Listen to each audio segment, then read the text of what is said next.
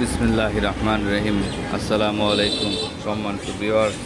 Back ইউনিভার্সিটিতে নিয়োগের apply হয়েছে। যারা যারা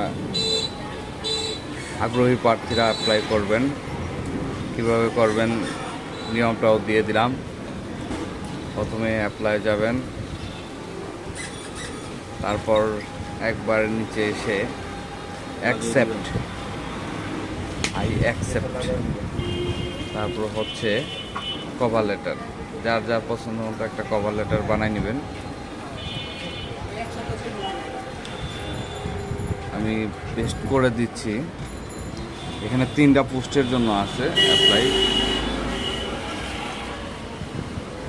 কভার লেটারটা আমার কম্পিউটারে আছে, আমি কপি করতেছি।